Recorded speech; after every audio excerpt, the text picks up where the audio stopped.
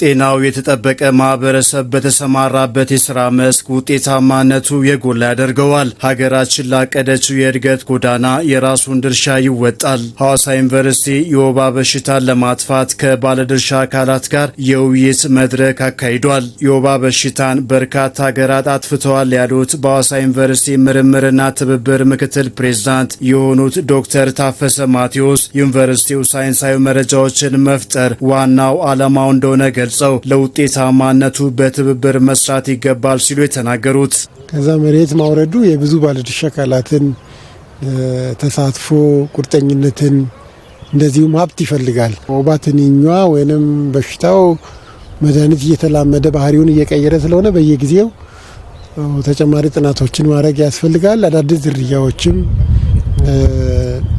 ሊመጡ ስለሚችሉ የወባ በሽታን ቀንሶ ማጥፋት እንደሚገባ የጠቆሙት በሐዋሳ ዩኒቨርሲቲ መምህርና ተመራማሪ የወባ ምርምር ማዕከል ዳይሬክተር ዶክተር ዳዊት ሐዋርያው በከፍተኛ ደረጃ እየጨመረ የመጣውን የወባ ወረርሽኝ በቅንጅት ካልተሰራ ማጥፋት እንደማይቻል ያስረዱት አንድ መስሪያ ቤት ወይም ጤና መስሪያ ቤት ብቻ ጤና ሴክተሩ ብቻውን ስለማይችል አብሮ ስለመስራት ተቀናጅቶ ስለመስራት እና ያንን ስለማበረታታት ነው።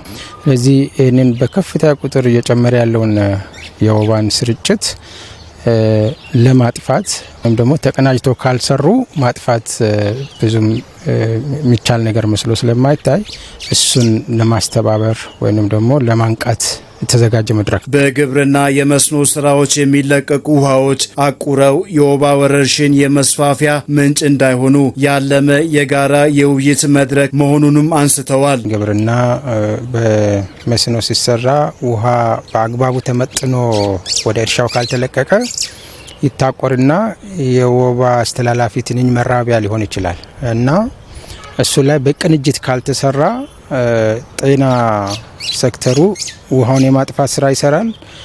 በተቃራኒው ደግሞ ግብርናው ውሃ የሚታቆርበትን ሁኔታ እየፈጠረ ይሄዳል። ይህም በተግባር እስከ ታች የሚሰራ አንድ ላይ አስተሳስሮ የሚሰራ እንዳልኳችሁም በፖሊሲ የተቀመጡ የሚወሩ ነገሮች ቢኖሩም ተግባራዊ ግን ሆኖ አናይም። የዛሬው ውይይት ምንድነው? በአካባቢ ወይም ደግሞ ወባ በሚሰራጭበት አካባቢ ያሉት ክልሎች፣ ዞኖች፣ ወረዳዎች ተቀናጅቶ ያንን መስራት የሚችሉበትን ሁኔታ ማሰብና መስራት እንዲችሉ ለማስቻል ወይም ደግሞ ለማሳሰብ ነው። በሐዋሳ ዩኒቨርሲቲ በተጠኑ ጥናቶች በከተማ መስፋፋት ምክንያት በሚካሄዱ የግንባታ ሂደቶች የወባ ትንኝ እየተራባ እንደሆነ የገለጹት የሲዳማ ክልል ጤና ቢሮ በሽታ መከላከልና መቆጣጠር ዳይሬክቶሬት ዳይሬክተር አቶ ቃሪሳ ዳፉርሳ የወባ በሽታን ለማስወገድ መረባረብ እንደሚገባ ያስረዱት ግንባታ ላይ አርባናይዜሽን ከተሞችም የተስፋፉ ናቸው። እኚህ ሴክተሮች ትምህርት ቢሮም እና ሌሎችም እዚህ የሚመለከታቸው አካላት ጋር በጋራ በማቀድ በጋራ ደግሞ አተገባበሩንም በመከታተል በመገምገም ተቀናጅተን መስራት እንዳለብን መቀራረብ እንዳለብን የሚያሳይ መድረክ ነው። ለሚመለከተው አካላት ይሄ አድቮኬሲ ስራዎች መስራት ያስፈልጋል። የወባ ወረርሽኝ ለማጥፋት ከባለድርሻ አካላት በተካሄደው የውይይት መድረክ ላይ ተሳታፊ ከሆኑት መካከል በሐዋሳ ከተማ ጤና አጠባበቅ ጣቢያ የቡልቻ ጤና አጠባበቅ ጣቢያ ኃላፊ ሲስተር ምህረት ካያሞ የመከላከሉ ስራ ላይ በደንብ መሰራት እንዳለበት የገለጹት እንደ ባለሙያ እኔ የምወስደው ነገር የመከላከሉ ስራ ላይ በደንብ መሰራት አለበት። እኔ ማስተማር አለብኝ።